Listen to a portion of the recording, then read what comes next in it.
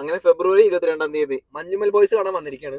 ഞങ്ങളുടെ നാട്ടിലെ ഈ ഒരു സിനിമ 11:30 മണിക്കാണ് ഷോ.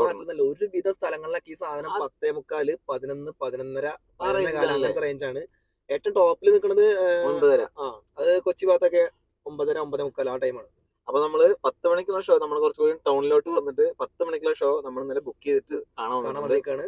അപ്പൊ എന്തായാലും വളരെ നല്ല ഒരു പ്രതീക്ഷ ഉള്ള ഒരു പടമാണ് കേട്ടോ ഈ ഒരു പടം. കാരണം ഒരു നടന്ന സംഭവമാണ്. അതെ, അതാണ് മെയിൻ. പിന്നെ ഒരു വലിയൊരു താരനിര ഉണ്ട്, ചെക്കന്മാര് മൊത്തം ഉണ്ട്. അതുകൊണ്ട് തന്നെ പോസിറ്റീവ് റിവ്യൂസ് എങ്ങനെ അടിച്ച ഈ സിനിമ പിന്നെ വേറെ ലെവലായിരിക്കും. ഇത് മറ്റുള്ള സിനിമകൾക്ക് ഒരു വെല്ലുവിളിയാവാൻ ചാൻസ് ഉണ്ട്. കാരണം പ്രേമലും പ്രമേയവും നല്ല രീതിയിൽ ഓടിക്കൊണ്ടിരിക്കുകയാണ്.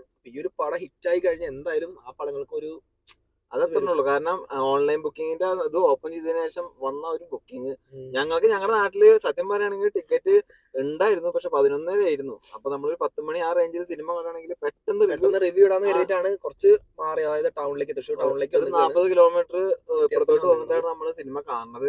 അപ്പൊ എന്തായാലും വളരെയധികം പ്രതീക്ഷ ഉണ്ട്, നല്ലൊരു പ്രതീക്ഷ ഉണ്ട്. പറഞ്ഞു കഴിഞ്ഞാൽ അതിന്റെ ട്രെയിലർ കണ്ടത് മുതൽ കേട്ടോ, ടീസർ കണ്ടപ്പോൾ വലിയ കാര്യമായിട്ട് അങ്ങനെ ഒന്നും തോന്നിയില്ല. ട്രെയിലർ കണ്ടതിൽ പിന്നെ അതുമല്ല ഉണ്ടായ കഥയാണെന്ന് പറഞ്ഞപ്പോ ഒന്നുകൂടി ഇൻട്രസ്റ്റ് ആയി. ട്രൂ സ്റ്റോറി ആണല്ലോ, സംഭവം നടന്ന കഥയാണല്ലോ. അപ്പൊ എന്തായാലും നിങ്ങൾ സിനിമ കാണാൻ പോകുന്നുണ്ടെങ്കിൽ നമ്മുടെ റിവ്യൂ വരുന്നവരൊന്ന് വെയിറ്റ് ചെയ്യാലേ. നല്ലതാണെങ്കിൽ നമ്മൾ നല്ലത് തന്നെ പറയും. അതിന് മോശമൊന്നും വിചാരിക്കില്ല. ചീത്ത ആണെങ്കിൽ ഒരു മടിയും കൂടെ ചീത്തയെന്നും പറയും. നല്ല പ്രതീക്ഷ ഉണ്ട് കേട്ടോ ഈ ഒരു പടം. പ്രതീക്ഷ ഉണ്ട്, മറ്റുള്ള പടങ്ങളെ പോലെയല്ല ഈ ഒരു പടം നല്ല പ്രതീക്ഷ ഉണ്ട്. എന്തായാലും നമുക്ക് സിനിമ തുടങ്ങാൻ ചെക്കന്മാര് കൂടുന്ന ഒരു സിനിമ എന്ന് പറഞ്ഞാൽ അറിയാലോ അത് എത്രത്തോളം ഹിറ്റ് ആവുന്നു. കാരണം യൂത്ത് അതെ സെറ്റാണ് പടം. അപ്പൊ എന്തായാലും സിനിമ കാണാൻ പോവുകയാണ്, തിയേറ്ററിന് മുന്നിലാണുള്ളത്.